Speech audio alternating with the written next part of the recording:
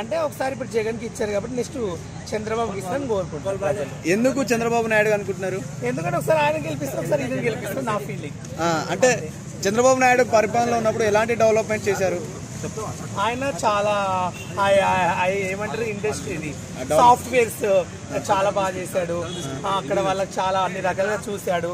బెటరే ఇప్పుడు ఈయన కూడా చేస్తారు కానీ ఈయనకు టైం లేదు కదా. ఇప్పుడు పవన్ కళ్యాణ్ గారు అదేవిధంగా జనసేన టీడీపీ రెండు పొత్తుతో వస్తున్నాయి కదా, మీకు ఎలా అనిపిస్తుంది?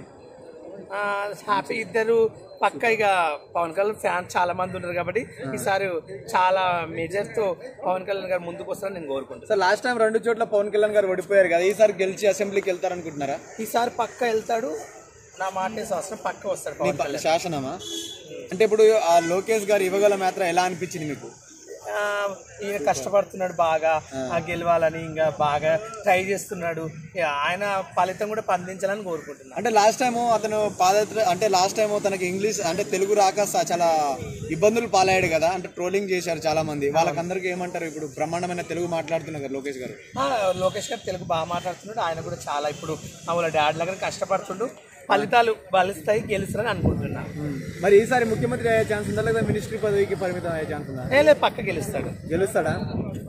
సో ఆంధ్రప్రదేశ్ లో నెక్స్ట్ సీఎం అంటే ఏం చెప్తారు, ఎవరంటారు? నేను చెప్పాను కదా, చంద్రబాబు అనుకుంటున్నాను. Okay, thanks. మీరు చెప్పేసండి. చంద్రబాబు నాయుడు అండ్ పవన్ కళ్యాణ్ వాళ్ళిద్దరు జోడీ హిట్ అవుతుంది. 100 సీట్లు అయితే పక్క. మరి వైసీపీని ఎందుకు వద్దనుకుంటున్నారు? ప్రజలు మార్పు కోరుకుంటున్నారు. ఆయన కూడా ఒక ఛాన్స్ కావాలన్నారు కదా, ఇచ్చారు కదా. ఇప్పుడు మరి పవన్ కళ్యాణ్ గారికి కూడా ఇవ్వాలి కదా. ఆయన కూడా ఇప్పుడు ఎప్పటి నుంచి 2014 నుంచి ఆయన కూడా ప్రజాసేవలో ఉన్నారు. సో డెమోక్రసీలో అందరికీ అవకాశాలు కావాలి. సో ఈసారి వీళ్ళు గవర్నమెంట్ ఫామ్ అయినాక చంద్రబాబు నాయుడు గారు ఒక 3 సంవత్సరాలు, పవన్ కళ్యాణ్ గారు ఒక 2 సంవత్సరాలు ఉంటారు పక్కా. సో ఇప్పుడు జగన్ ఎందుకు వద్దనుకుంటున్నారు మీరు? వద్దనుకోవడం కాదండి, అంటే పరిపాలన ఎలా అనిపించింది? 5 years లో డెవలప్మెంట్స్ కావచ్చు, ఉద్యోగ అవకాశాలు కావచ్చు, ఎలా ఉన్నాయి? ప్రజలు మార్పు కోరుకుంటున్నారు. ఎప్పుడు ఒకరికి అవకాశం ఇవ్వకూడదు, అందరికి ఇవ్వాలి. ప్రజాస్వామ్యం, ఎవ్రీబడి షుడ్ గెట్ ఛాన్స్. ఇప్పుడు లాస్ట్ 5 years లో రోడ్ల వ్యవస్థ ఎలా ఉంది అనుకోవచ్చు ఆంధ్రప్రదేశ్లో జగన్ గారి పరిపాలనలో? పరిపాలన అయితే బాగానే ఉంది, కాకపోతే ప్రజలు అయితే మార్పు కోరుకుంటున్నారు. ఈసారి ఎక్కువగా జనసేన అధినాయకుడు పవన్ కళ్యాణ్ గారికి సీఎం చేయాలని జనాలు కంకణం కట్టుకుని ఉన్నారు. సో ఇప్పుడు పవన్ కళ్యాణ్ గారు చంద్రబాబు నాయుడు గారు పొత్తుతో వస్తున్నారు కదా, మీకు ఎలా అనిపిస్తుంది? అలా రావడం కరెక్ట్ అనుకుంటున్నారా మీరు? అలాగే రావడం కరెక్టే, ఎందుకంటే 2014లో కూడా అట్లానే వచ్చారు కదా, వచ్చి విజయడంకం మోగించారు. 2014లో చంద్రబాబు నాయుడు, పవన్ కళ్యాణ్, అలా బీజేపీ 3 కలిసి వచ్చాయి, కలిసికట్టుగా సూపర్ డూపర్ హిట్ కొట్టారు. ఇప్పుడు కూడా హిట్ కొడతారు. ఇప్పుడు నాకు తెలిసి 4 పార్టీలు మహాకూటమిగా రావచ్చు, టీడీపీ, జనసేన, కాంగ్రెస్, బీజేపీ. అంటే ఇప్పుడు వైసీపీ ఎమ్మెల్యేలను మార్చడంపై నీ అభిప్రాయం ఏంటి? అది వాళ్ళ ఇష్టం. ఎందుకంటే మనం చూసుకుంటే ఇందిరాగాంధీ, ఆమె ఎక్కడో యూపీకి సంబంధించిన వ్యక్తి, ఒకప్పుడు వచ్చి మెదక్లో పోటీ చేశారు. అలాగే సోనియా గాంధీ, ఆమె వచ్చి కర్ణాటకలో ఎక్కడో పోటీ చేశారు, బళ్ళారిలో ఎక్కడో. అలాగే రాహుల్ గాంధీ, ఆయన వెళ్ళి కేరళలో పోటీ చేశారు. ఎక్కడైనా పోటీ చేసి, we are all Indians. Okay. So ఇప్పుడు చంద్రబాబు నాయుడు గారు వస్తే మరి ఎలాంటి డెవలప్మెంట్ చేకూరుస్తారనుకుంటున్నారు మీరు? మళ్ళీ ఆయన వస్తే కంపల్సరీ స్వర్ణాంధ్ర వస్తుంది, ఎందుకంటే ఈజ్ ద గుడ్ విజనరీ.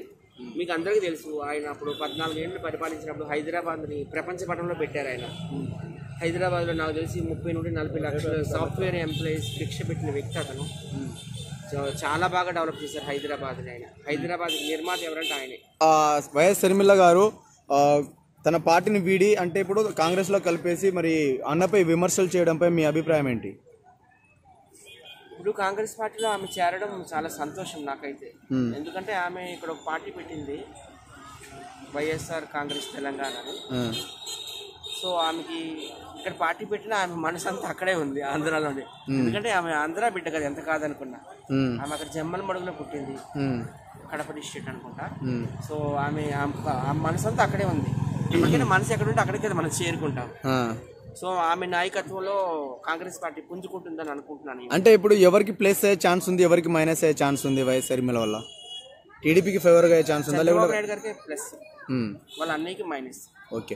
ఓవరాల్గా ఆంధ్రప్రదేశ్కి నెక్స్ట్ ముఖ్యమంత్రి ఎవరని చెప్తే ఏం చెప్తారు సార్ మీరు?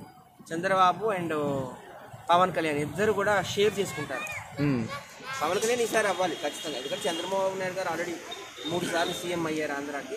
సో ఈసారి ఈ చంద్రబాబు జనసేన మా పవన్ కళ్యాణ్ అన్నికి రావాలని నేను మనస్ఫూర్తిగా కోరుకుంటున్నాను. ఆయన ప్రజాసేవ చాలా బాగా చేస్తున్నారు, అందరికీ తెలుసు. ఇప్పటి నుంచి కాదు, 2014 నుండి అంతకుముందు కూడా ఆయన ఉన్నారు. 2008లో కూడా ఆయన ప్రజారాజ్యంలో ఉన్నారు. ఆయన ప్రజారాజ్యంలో ఉన్నారు యూత్ ప్రెసిడెంట్గా. తర్వాత మళ్ళీ 2014లో జనసేన పెట్టారు. సో అందరికీ అవకాశం రావాలి, అదే ఇంకేం కాదు. థ్యాంక్స్ అన్న.